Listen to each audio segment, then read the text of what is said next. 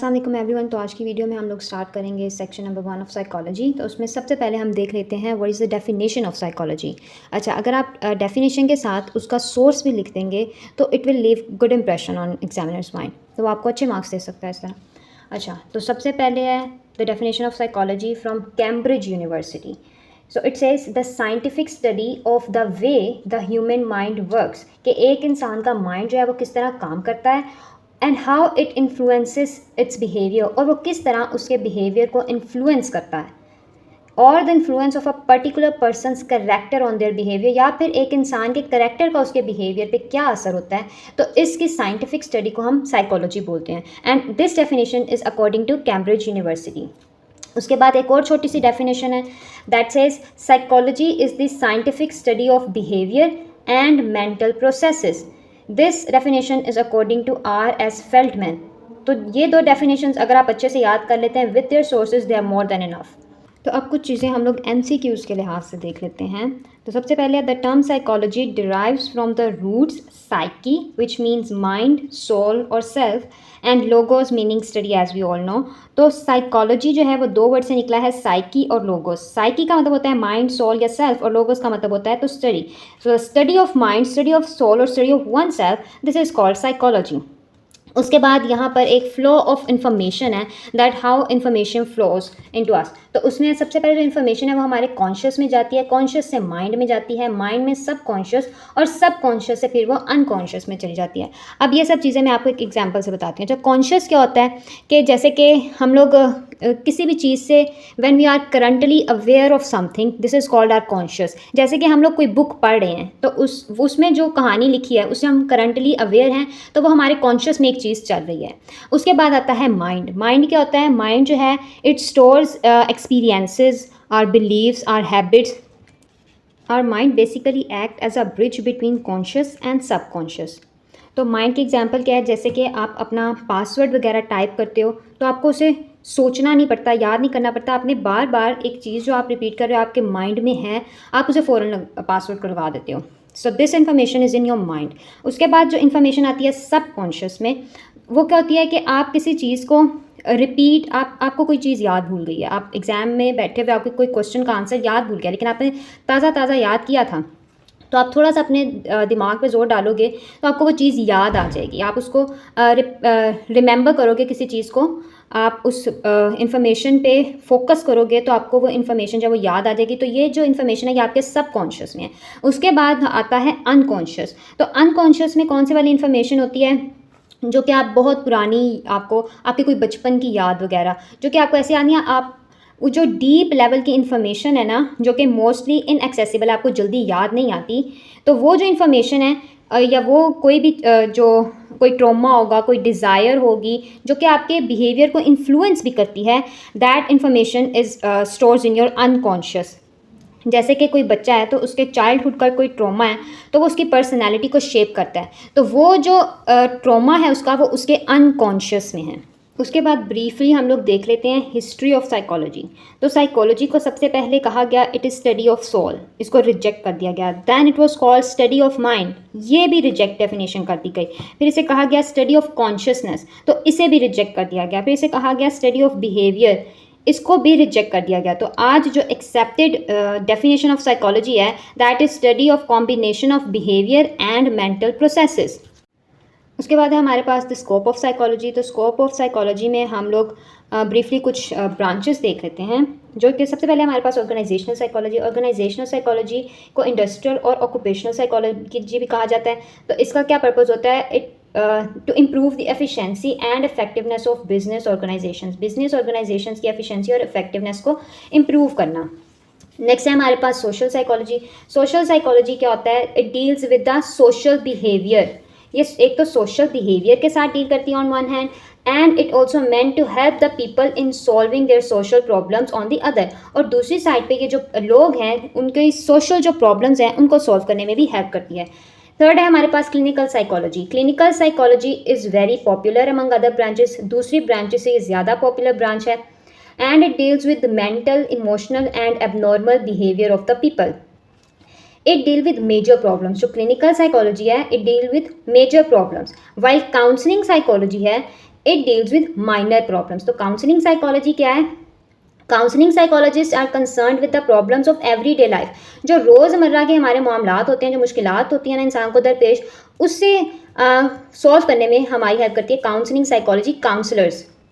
अच्छा, उसके बाद है educational psychology. Educational psychology it focus on learning, ये लर्निंग पे फोकस करती है। It deals with educational processes and practices and is focused on how individual learns through educational settings. It is concerned with the teaching methodologies and processes. तो ये schools और colleges वगैरह में जो psychologists होते हैं ना वो educational psychology से deal। नेक्स्ट है हमारे पास schools and systems of psychology. तो उसमें हम सबसे पहले देख लेते हैं psychoanalysis. Psychoanalysis is very important. Psychoanalysis के फाउंडर थे सिगमंड फ्रॉइड। सिगमंड फ्रॉइड ने ये साइको एनालिसिस थ्योरी दी थी इन 1890। सिगमंड फ्रॉइड एक ऑस्ट्रेलियन न्यूरोलॉजिस्ट थे।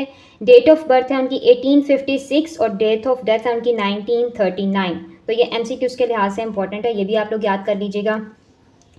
So, Sigmund Freud used psychoanalytic method to uncover unconscious mind, past experiences, that how past experiences influence current behavior of someone.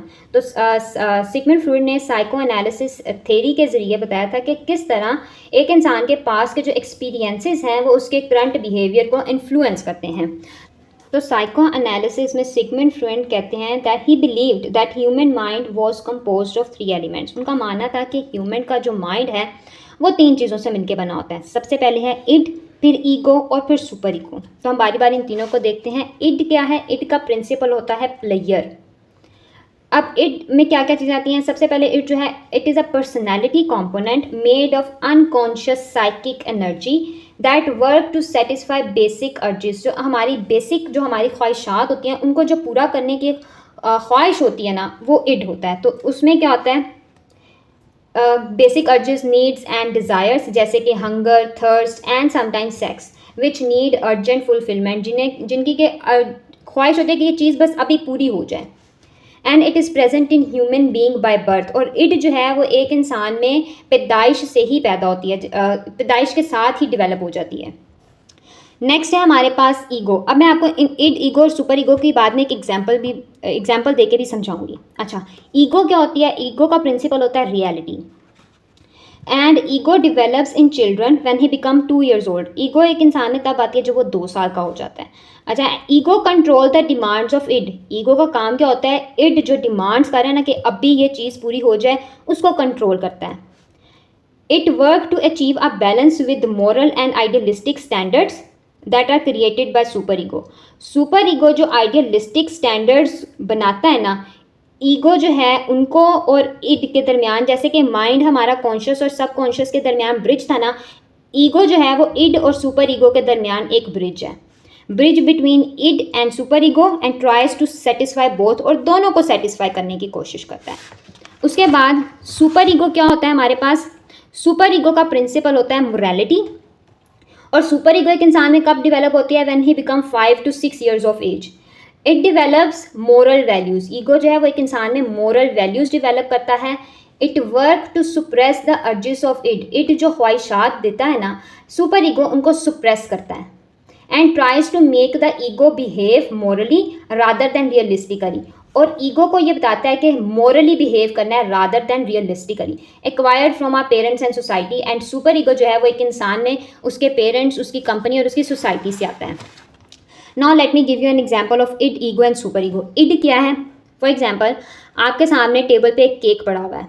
अब आपका दिल कर रहा है कि आप बस अभी ये केक पूरा का पूरा खा जाएं। तो वो जो आपकी ख्वाहिश है ना, जो आपको कह रही है कि ये सारा केक खा जाओ, वो है इड। उसके बाद आती है सुपर ईगो। सुपर ईगो कहती है no, this would be greedy and unhealthy. अगर तुम ये पूरा केक खा लोगे तो एक तो ये लालच होगा और दूसरा ये तुम्हारी सेहत के लिए अनहेल्थी भी होगा। उसके बाद आती है ईगो। ईगो क्या करती है? दोनों के दरमियान ब्रिज है। तो ईगो दोनों को सेटिस्फाई करेगी कैसे? ईगो बोलेगी okay just have 1 slice of cake, कि एक केक का स्लाइस मैं खा लेता हूँ ताकि मेरी जो केक खाने की ख्वाहिश है वो भी पूरी हो जाए, मेरे लिए अनहेल्थी भी ना हो और दूसरों के लिए भी बच जाए। So this is what ego, super ego and ego does. So major thinkers जो कि एसोसिएटेड हैं विद साइको एनालिसिस वो है Sigmund Freud, Anna Freud, Erik Erikson, Carl Jung और एल्फ्रेड एडलर। ये MCQs के लिए आप याद कर सकते हैं, और अगर आपको याद रह जाएँ तो आप क्वेश्चन में लिख भी सकते हैं, लेकिन ना याद रहे तो कोई मसला नहीं है। अच्छा, उसके बाद क्रिटिसिज्म जो था साइको एनालिसिस थेरी पे, वो क्या था? That Freud's theories over emphasize the unconscious mind, sex and aggression and childhood experiences. ये फ्लूइड की थेरी जो है वो अनकॉन्शियस माइंड, सेक्स, एग्रेशन और चाइल्डहुड एक्सपीरियंसेस को, इन सब चीज़ों पे बहुत ज़्यादा एम्फोसाइज कर रही है। Many of the concepts proposed by psycho analytic theories are difficult to measure, कि बहुत से जो साइको एनालिटिक थेरी ने जो भी कॉन्सेप्ट प्रपोज किए हैं, they are very difficult to measure and quantify. Most of Freud's idea were based on the case studies. जितने भी फ्रूइड के जो आइडियाज थे ना, वो जो उसने केस स्टडीज की थी ना, उन पे बेस करते थे, and clinical observation rather than empirical and scientific research. उसने कोई साइंटिफिक रिसर्च से ये सब चीज़ें प्रूव नहीं की थी, उसने बस जो केस स्टडीज की थी ना, उनकी बिना पर उसने ये थेरी दी थी। फोर्थ पे है, its efficacy is related to the quality of the therapist, कि थेरेपिस्ट की जो क्वालिटी है ना, इस थेरी की जो एफिकेसी है ना, वो उससे रिलेट करती है, rather then psycho analytical school और ट्रेनिंग। अब स्ट्रेंथ्स साइको एनालिसिस की या सनी साइड क्या है? While most psychodynamic theories did not rely on experimental research, के बहुत सारी जो साइकोडायनेमिक थेरीज हैं वो एक्सपेरिमेंटल रिसर्च पे रिलाई नहीं करती, लेकिन ये जो मेथड है ना, the method and theories of psycho analytic thinking, they contribute to experimental psychology. फिर एक इसकी स्ट्रेंथ ये है that many of the theories of personality, के बहुत सी जो पर्सनैलिटी की थेरीज हैं that were develop by psychodynamic thinkers, they are still influential today, जिसमें कि Erikson's theory of psychological stage है और फ्रूइड साइकोसेक्सुअल स्टेज थेरी है। लास्ट है, psycho analysis opened up a new view of on mental illness, suggesting that talking about problems with a professional could help relieve symptoms of psychological distress, कि अगर हम किसी professional से बात करेंगे अपने रोज़मर्रा के मामलात के बारे में, तो it helps relieve the symptoms of psychological disorders. तो ये था हमारे पास साइको एनालिसिस। तो नेक्स्ट वीडियो में हम लोग देखेंगे ह्यूमनिज्म, स्ट्रक्चरिज्म और behaviourism, the other school of thoughts of psychology.